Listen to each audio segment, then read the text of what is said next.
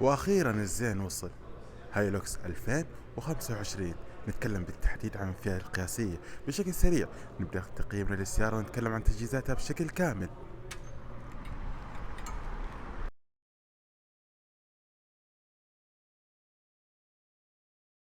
السلام عليكم ورحمة الله. أسعد الله أوقاتكم بكل خير متابعينا غاليين.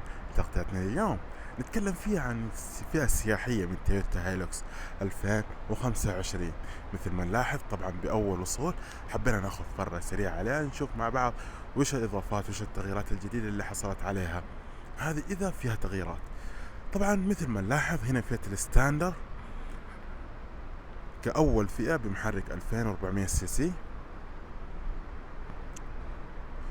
نغير موقع التصوير بعد كذا نكمل باقي التفاصيل.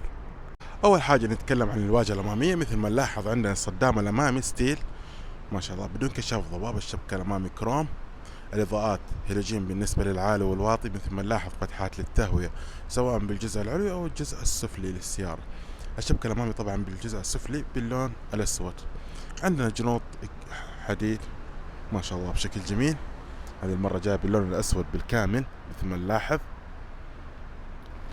وعندنا هنا تفاصيل الجنط نتكلم عن 16 انش بالتحديد. دي 4 دي هايلوكس. مرايات على كروم. مقابض مطلية بالكروم بالكامل طبعا بدون فيبر بالصندوق ولا فيها جناح خلفي. طبعا كمان ينقصها حساسات خلفية. ونلاحظ شعار الفئة جي ال هايلوكس تويوتا. الزيك بس بالخلف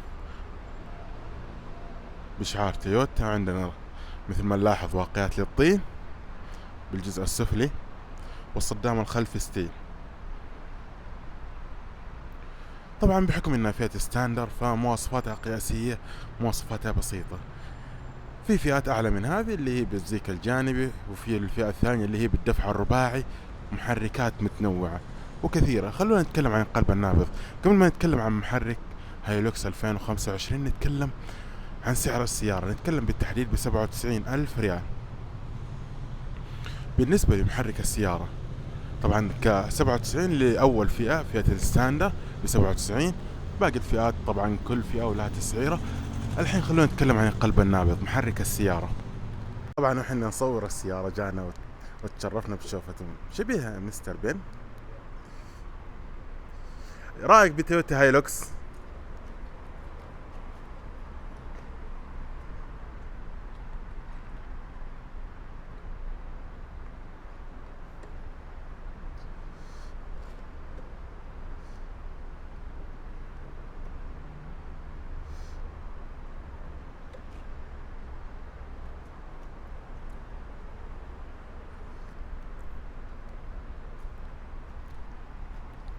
الله يحييك اخوي ابراهيم. شرفت ونورت والله. على عيني وراسي. حياكم الله. مشكلته انه ما يتكلم فراضيين. خلونا نكمل الحين نتكلم عن القلب النابض محرك السيارة. بالنسبة لمحرك السيارة نتكلم بالتحديد عن محرك تويوتا هايلوكس 2025. نتكلم بالتحديد عن محرك 4 اسطوانات سعة 2400 سي سي. الأحصنة نتكلم عن 147 حصان والعزم 343 نيوتن. متصل بناقل حركة 5 سرعات. وهذا هو المحرك. نلاحظ هنا عندنا بطانة على غطاء المحرك. عندنا هنا عصا لتثبيت غطاء المحرك. ونلاحظ طبعا البطانة بالجزء الداخلي تقلل من الأصوات اللي خارجة من المحرك للمقصورة الداخلية. كمحرك ديزل راح اسمعكم صوته باخر الفيديو. صوته عالي شوي. عندنا هنا نظام توزيع قوة المكابح والسوائل بالسيارة. استهلاك البنزين الديزل كل لتر ديزل تمشينا بالسيارة 15 كيلو فاصلة 9. تقييم ممتاز بلس ديزل. مثل ما نلاحظ دفع خلفي 2025. تانك البنزين بهذا الجزء. وهذه هي إمكانيات تويوتا هايلوكس. سعة خزان الوقود تقريبا حول 80 لتر. خلونا الحين نتكلم عن تجهيزاتها الداخلية بشكل سريع. طبعا الحين نشوف مع بعض المقصورة الداخلية. من ناحية الراكب أول حاجة نلاحظها عندنا هنا أدواتها من الوكالة. مثل ما نشوف المنفاخ والطفاية. وهنا عندنا الدرج بالجزء العلوي بالإضافة الجزء السفلي. مثل ما نلاحظ مقاعد باللون الأحمر مثل ما نشوف، طبعا مخمل تحكم فيه يدوي. هنا عندنا السماعات وعندنا النوافذ كهربائية، مقابض داخلية بلاستيك. هنا مساحة تخزين وحاملة أكواب. طبعا بإمكانك تفتح هذا الجزء بحيث انه لصندوق الأمتعة أو للمساحة الخلفية. مشروبك تبغاه ساخن ولا بارد؟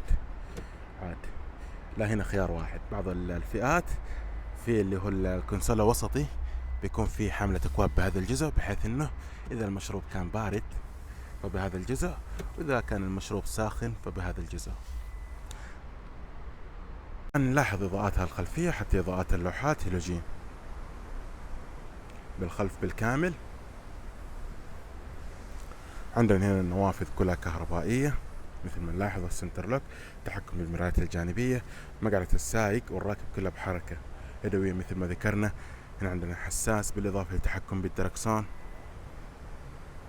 البداية لازم ندعس الكلش، بعد كذا نشغل السيارة ونلاحظ هنا عندنا تصميم مفتاح السيارة في الفتح والإغلاق وفتح الشنطة بهذا الجزء مثل ما نلاحظ. طبعا السيارة جاية ب3 مفاتيح، وعندنا ريموتين، هذا المفتاح الأول وهذا المفتاح الثاني مثل ما نلاحظ الثالث. هذه الشاشة ما شاء الله. عندنا أبل كار والأندرويد أوتو. هنا فتحات التكييف، درجات التحكم بالتكييف 4 درجات. هنا مستوى توزيع التكييف، هنا مناخ داخل السيارة مثل ما نلاحظ. هنا مساحة تخزين مثل ما ذكرنا، ناقلة حركة 5 سرعات. فتحة التكييف بهذا الجزء. عندنا هنا بيت للنظارة. الشماسات طبعا ما فيها مرايات بالنسبة للسائق وللراكب. هنا الإضاءة الداخلية هالوجين. هنا التحكم أو عداد الرحلات، التحكم فيها بهذا الجزء مثل ما نلاحظ، والار بي ام. 97,000 ريال هذه قيمتها، وهذه مواصفاتها بأول دفعة من تويوتا هايلوكس 2025. طبعا والحين نسمع صوت المحرك، محرك الديزل. اعطونا رايكم، هل الصوت عالي او منخفض؟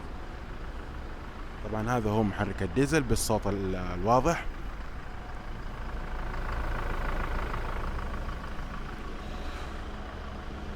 وبكذا اتممنا هذه التغطية عن تويوتا هايلوكس 2025 بالدفعة الاولى، اول وصول لها.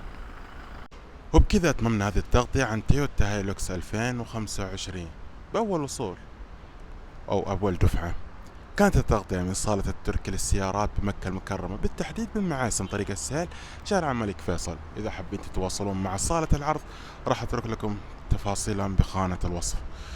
مثل ما ذكرنا في البداية راح نقوله في النهاية، لا تنسوا الاشتراك بالقناة ودعمنا بلايك، واكتبوا لنا في خانة التعليقات وش السيارات اللي تبون نستعرضها لكم في الأيام الجاية، واللي حاب يضيفنا بالسوشيال ميديا تويتر وانستغرام والفيسبوك.